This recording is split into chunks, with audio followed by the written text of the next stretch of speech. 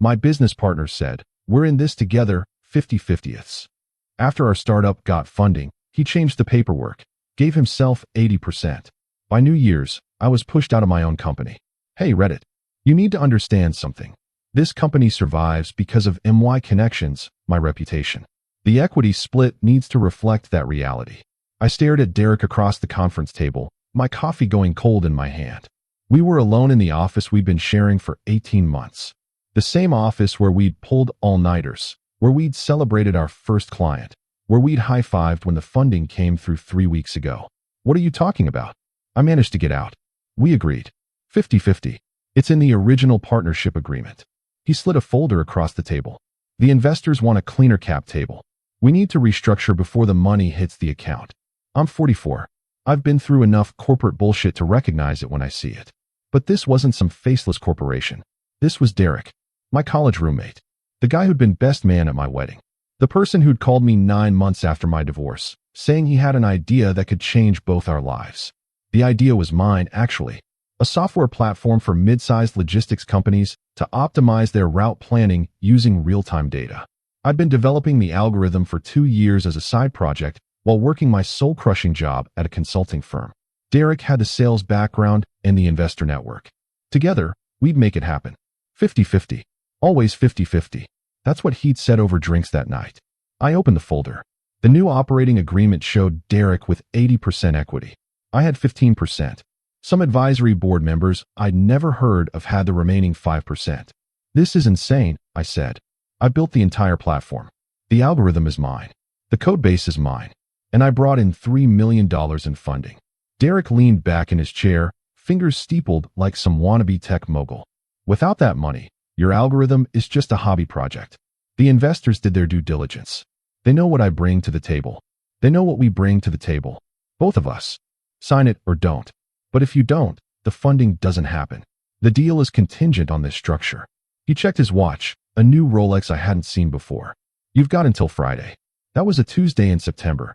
I had 3 days to decide whether to sign away the majority of something I created. I didn't sleep that night. My apartment felt too quiet, too empty. My ex-wife had gotten the house in the divorce. She'd also gotten our mutual friends, our weekend routines, and any sense of stability I'd built over 15 years of marriage. The startup was supposed to be my fresh start. My comeback story. The next morning, I called my brother. He'd warned me about going into business with friends. Get a lawyer, he said immediately. Don't sign anything. The funding falls through if I don't sign by Friday. We're already locked into a lease on proper office space. We've made promises to the 2 developers we hired. Did Derek make these promises? Or did we make these promises? I hated how right he was. The lawyer I consulted Thursday morning was a woman named Patricia Chun, recommended by a former colleague. She read through both agreements, the original and Derek's new version, with the kind of cold efficiency that costs $450 an hour. The original agreement is valid and binding, she said. He can't unilaterally change your equity split. But if the funding is truly contingent on the new structure, you're in a difficult position. You could fight this, refuse to sign, and potentially force the company into dissolution. Or you could negotiate. Negotiate what? He's offering me scraps of my own company. Then you need to be prepared to walk away. Let the funding fall through. See if he can actually build this without you. I thought about it. Really thought about it. Could Derek run the company without me? He didn't understand the technology. He couldn't code. He didn't know the industry beyond his surface-level sales pitch. But he had the investors' trust. He had the relationships. And increasingly, I was realizing he had something else, the absolute conviction that he deserved more than me. Friday afternoon, I walked into our office with a counteroffer. 60-40. Derek would have 60%, I'd have 40. Not equal, but not insulting. He barely looked at the paper. 75-25. Final offer. Take it, or I move forward without you. You can't move forward without me. I own the IP. The algorithm is registered under my name.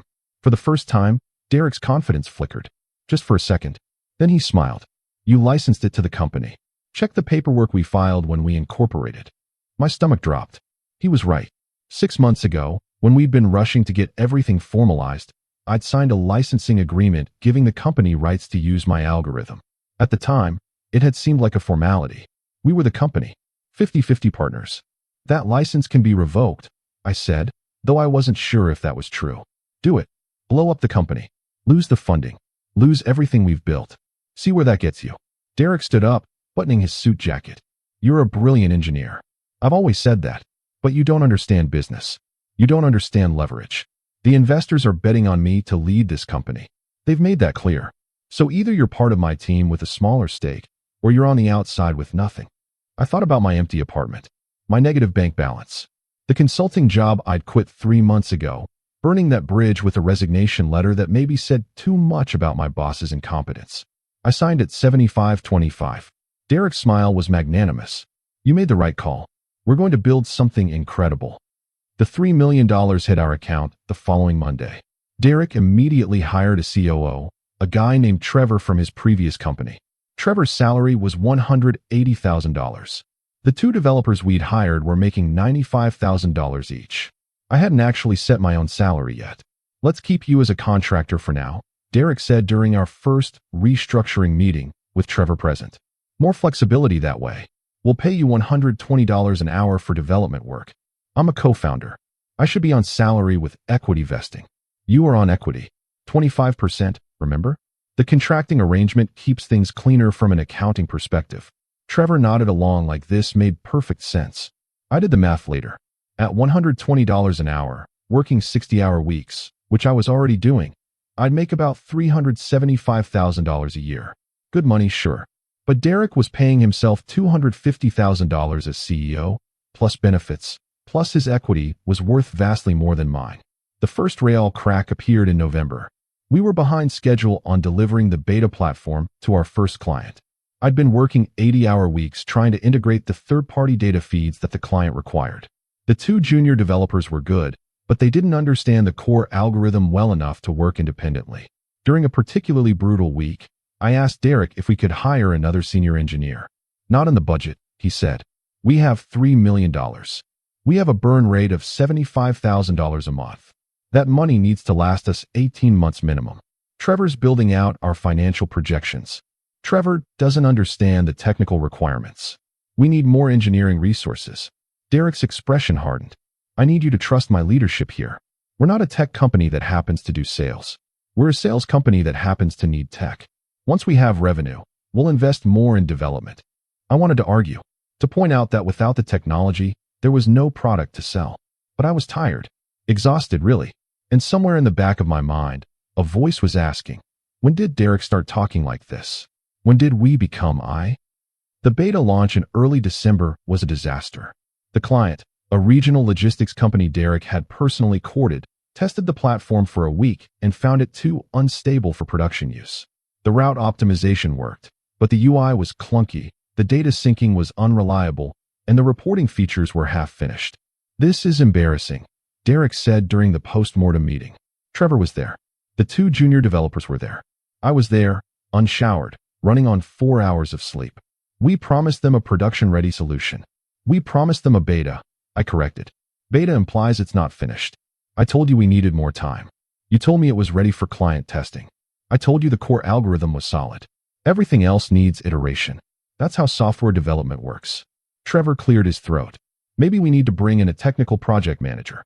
Someone who can better communicate realistic timelines. I looked at him. I've been managing software projects for 20 years. At a consulting firm, Derek said, this is a startup. Different pace, different expectations. That night, I went home and pulled out the original partnership agreement. The one that said 50-50. The one that outlined shared decision-making authority. The one that meant something before money got involved. I also looked at the new operating agreement I'd signed. The one that gave Derek controlling interest and final say on all major decisions. I'd signed away my power along with my equity. The week before Christmas, Derek took Trevor and the sales team, which now included 2 new business development reps, to a company dinner at an expensive steakhouse downtown. I wasn't invited. It's a sales team thing, Derek explained when I asked about it. You're focused on development. Different tracks. I'm a co-founder. And you'll be at the company holiday party next month. This is just a working dinner. The company holiday party turned out to be drinks at a mid-tier bar. Derek gave a speech about our vision and trajectory. He thanked Trevor for his leadership. He thanked the sales team for their hustle. He mentioned the dev team in passing. I got drunk enough that night to pull Derek aside near the end. What happened to us? I asked. We were supposed to build this together. He looked at me with something that might have been pity. We are building it together. You're just so deep in the code that you can't see the bigger picture. This company is about to take off. Your 25% is going to be worth millions. If we're successful. And we won't be successful if you keep making decisions without understanding the technology. That's why I have you, Derek said, clapping me on the shoulder. You handle the tech. I'll handle everything else. The Betrayal came on New Year's Eve. I was at the office. Where else would I be? Fixing a critical bug in the data pipeline. Derek came in around 3 p.m., which surprised me. He usually didn't work much between Christmas and New Year's. He had Trevor with him, and someone else. A woman in her 30s, professional, carrying a leather portfolio. Got a minute? Derek asked. We went into the conference room. The woman introduced herself as an attorney representing the company. We're restructuring the technical operations, Derek began. We've made the decision to outsource the core development work to an agency that specializes in logistics software. They have a team of 12 engineers who can accelerate our timeline significantly. I felt like I'd been punched. You're firing me. You're not an employee, remember? You're a contractor. We're simply choosing not to renew your contract for the next quarter. I built this entire platform, and we're grateful for the foundation you've laid. But we need to scale rapidly, and honestly, your communication style and project management approach aren't aligned with where we're going as a company. The attorney slid papers across the table. A separation agreement. In exchange for a $50,000 payout, I would release all claims against the company, agree not to compete in the logistics software space for 2 years, and relinquish any special rights associated with my founder status. I still maintain my 25% equity, but as a non-participating minority shareholder with no board seat and no operational involvement, that equity was essentially worthless until, if, the company succeeded and got acquired or went public. You can't do this, I said. We can, and we are, Derek replied. His voice wasn't angry. It was worse than that. It was indifferent. You can fight it if you want. Spend money on lawyers, drag this out, make everyone miserable. Or you can take the payout, move on, and hope your equity ends up being worth something down the road. I created this company. You created an algorithm. I created a business. I didn't sign that day. I walked out of the office in a daze, past the desks where the junior developers, my developers, were working, past the whiteboard where I'd sketched out our technical roadmap, past the wall where we'd hung a printout of our first wire transfer notification. Outside, the city was getting ready for New Year's Eve celebrations. People were happy, laughing, making plans. I stood on the sidewalk and called my brother. He's pushing me out, I said. It's done. Then fight it. With what? I'm broke. He has the company's resources. He has lawyers on retainer. My brother was quiet for a long moment. Take the money, sign the papers, and start documenting everything. Every email, every agreement, every conversation you can remember. Because when this company succeeds, if it succeeds, you'll need evidence of what really happened. I consulted with Patricia Chen one more time. She reviewed the separation agreement and the operating agreement and gave me the hard truth. You don't have a strong legal case, she said. You signed the equity restructuring voluntarily, even under pressure. The company has the right to terminate contractor relationships. Unless you can prove fraud or that he violated specific fiduciary duties, you're looking at expensive litigation with uncertain outcomes. So he just wins? He gets away with this. People get away with things like this every day in business. I'm sorry. I signed the separation agreement on January 3rd. The $50,000 hit my account 2 days later. I used most of it to pay off credit card debt I'd accumulated during the months when Derek had kept me as a contractor with irregular payments. For the next few months, I was in a dark place. I picked up freelance coding work to pay the rent. I watched LinkedIn from a distance as Derek announced new hires, new clients, new milestones. The company was growing. My algorithm, was apparently performing well with the outsourced development team. Trevor was promoted to president. Derek changed his title from CEO to founder and CEO. In every interview he gave, every article that mentioned the company, he was identified as the founder. Singular. I wasn't mentioned at all. By March, I'd started writing everything down. Not for a lawsuit. I couldn't afford that. And Patricia had been clear about the odds. I wrote it down because I needed to process it. To understand how I'd let this happen. The pattern became obvious in retrospect. Derek had been positioning himself as the primary founder from the moment we got serious about fundraising. In meetings with investors, he'd done most of the talking. When we'd hired the first employees, he'd been the one to make the offers. When we'd set up the corporate structure, he'd chosen the lawyers and accountants. I'd let it happen because I was focused on building, because I trusted him, because I thought, we're in this together, actually meant something. In April, I saw Derek at a tech industry mixer. I almost didn't go, but my brother convinced me I needed to stop hiding. Derek was holding court near the bar, talking to a group of potential investors. He saw me, and for just a second, something flickered across his face. Guilt? Discomfort? It was gone too quickly to tell. He excused himself and walked over. Hey, how are you doing? Fine. Good, good. Listen, no hard feelings about how things went down, right? Business is business. Your equity's still there. If we exit, you'll do very well. If you don't dilute me into nothing first. His smile tightened. We're not going to do that. You were instrumental in the early days. I've always acknowledged that. You literally erased me from the company history. That's not true. You're listed as a technical advisor on our website. I hadn't known that. I looked it up later. Buried at the bottom of a team page, in a section called Advisors and Contributors, my name appeared with a one-line bio. Early technical contributor specializing in algorithm development. Not co-founder. Not the person who spent 2 years building the core technology. Just an early technical contributor. It's been 9 months now since I was pushed out. The company raised another round of funding in June. $8 million at a valuation that would make my 25% worth around $12 million on paper. Except it's not really 25% anymore after the new round diluted everyone. It's closer to 18%. And it's only worth something if the company actually exits successfully. Derek owns about 55% now. He's talking about an IPO in 2 years. I've started working on a new project. A different algorithm, different application, completely separate from logistics software. I'm staying within my non-compete technically, but I'm building something that could matter. This time, I'm doing it alone. No partners. No, we're in this together speeches. Just me, my code, and the lessons I learned the hard way. Sometimes people ask me if I regret how things turned out. If I wish I'd fought harder, hired better lawyers, structured things differently from the start. The honest answer is yes and no. Yes, because I lost something I built. Because Derek got to rewrite the story and erase my contributions. Because I have to live with the knowledge that someone I trusted fundamentally betrayed that trust for money and control.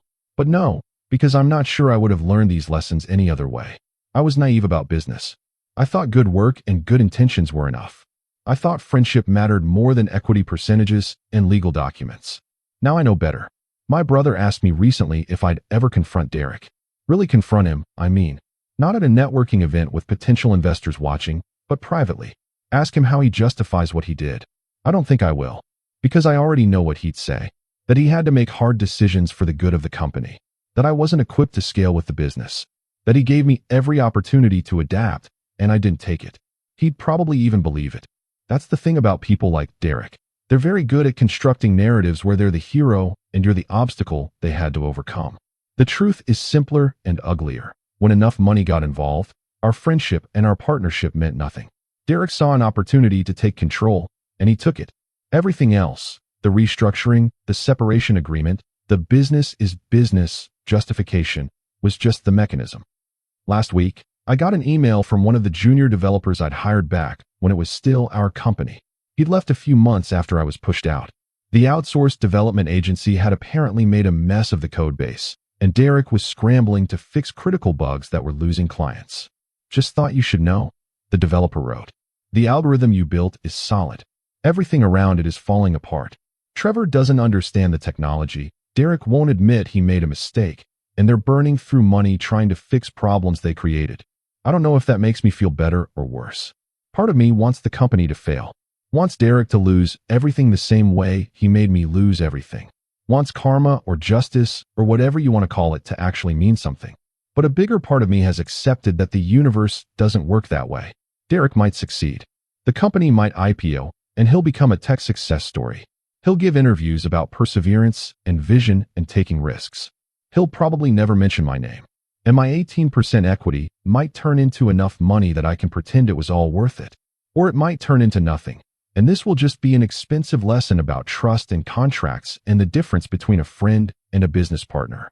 Either way, I'm done waiting to find out. I'm done letting Derek's choices define my life. I'm 44 years old. I've been divorced, betrayed, and pushed out of my own company. And somehow, I'm still here. Still building. Still believing that good work matters, even if it didn't matter enough to save my partnership with Derek. Maybe that makes me naive again. Or maybe it just makes me stubborn. I guess I'll find out. But this time, I'm going in with my eyes open. With everything in writing. With lawyers who work for me, not for us. With the understanding that business really is business, and friendship is something else entirely. Derek taught me that lesson. I should probably thank him. But I won't.